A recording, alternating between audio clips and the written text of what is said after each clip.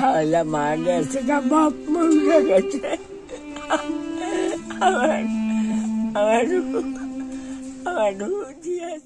শরীরের চামড়া যেন শুকিয়ে লেগে গেছে হাড়ের সঙ্গে।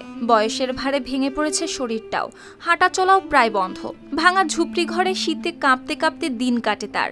আর অসুখ বিসুখে শুয়ে থাকতে হয় ঘরের অন্ধকার কোণে। স্বামীও মারা গেছে প্রায় 6 দশক আগে। সেই থেকে এভাবে একাই জীবনের সঙ্গে লড়ে যাচ্ছেন 125 বছরের জায়দা। আমরা সাহায্য দিলে আমি খাইতাম আর না হইলে নাই। হ্যাঁ থাই আমগো ঘরে থাই না। হ্যাঁ আমার মরণ পর্যন্ত আমি আগো কাড়াই গেছি, অন্য কাড়াই যাই আমি কারো ঘরে থাকতাম না কোনো।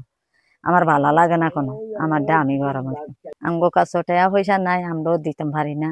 চাঁদপুরের কচুয়া উপজেলার হাতিবন্দ মিয়াজি বাড়ির এই বাসিন্দার 2 সন্তান থাকলেও কেউই নিতে পারছে না তার কোনো দায়িত্ব। ছেলে আব্দুল মালেক নিজেই শারীরিকভাবে অসুস্থ, নিজ পরিবার সামলাতেই খায় হিমশিম। আর মেয়ে থাকে অন্যত্র, তারও নেই দেখভাল করার মতো কোনো পরিস্থিতি।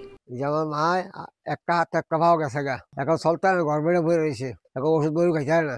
আমার মা এই ঘরে বয়ে রয়েছে, আমার মার কই যাইতে বলে আমার ঘর যায় না। লিলি বিউটি সোপ, যার অ্যান্টি এজিং গুণ তারুণ্য ধরে রেখে ত্বকে করে উজ্জ্বল। তারুণ্যময় উজ্জ্বল ত্বকের জন্য রিমার্ক।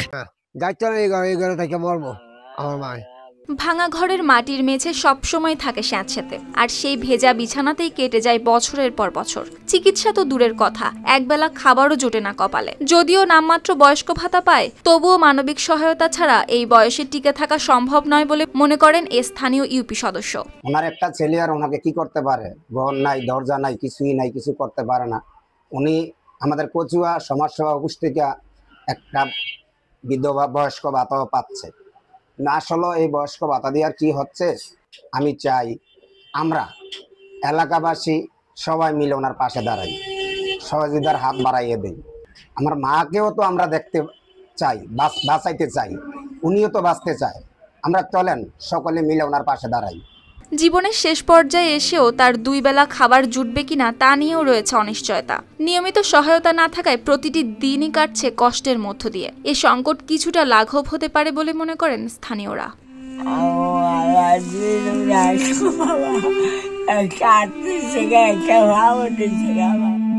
News desk, RTV।